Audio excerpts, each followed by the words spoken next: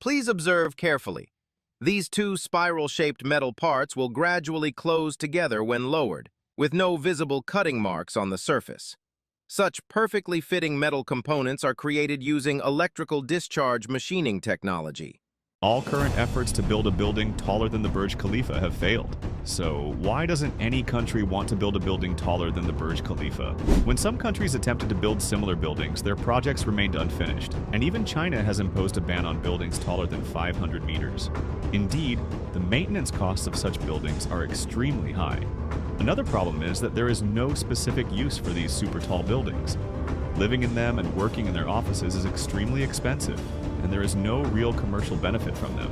Additionally, unlike the cities in the Middle East, many countries in the world don't need a tallest building to improve their reputation. A Chinese entrepreneur built a boat that snaps together like Lego, and people can't stop watching it. Modular plastic parts lock in minutes to create a strong, stable boat. No tools, no trailer, no storage headache. It packs straight into a car. Fishermen love the freedom. Weekend users love the simplicity. Fix one painful problem, and the product sells itself. Did you know this building cost 2% of an entire country's GDP, but no one ever lived there? This is the Ryugyong Hotel, located in Pyongyang, North Korea. Construction began in 1987, with plans to create one of the tallest hotels in the world. But partway through, North Korea ran out of money, and the project was left unfinished for years. Construction picked back up in 2008. The exterior was finally completed. Glass was added. Lights turned the building into a glowing landmark at night. However, the inside was never completed. There are no finished rooms, no guests, and no working hotel. The project is estimated to have cost around $750 million.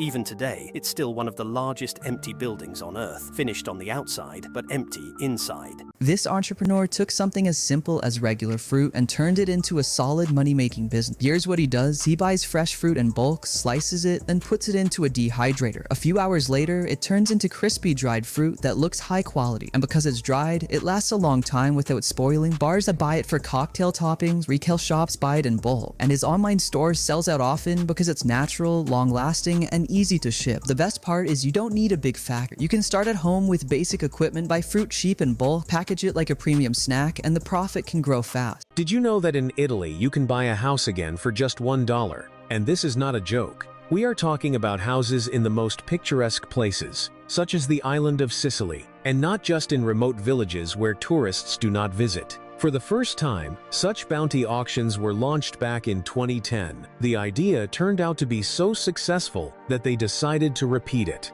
Now people have a real chance to become an Italian homeowner again. It all started with the fact that small towns in Italy began to empty. Young people are leaving for megacities, and no one needs houses anymore. And the local authorities came up with the idea of selling them at a symbolic price.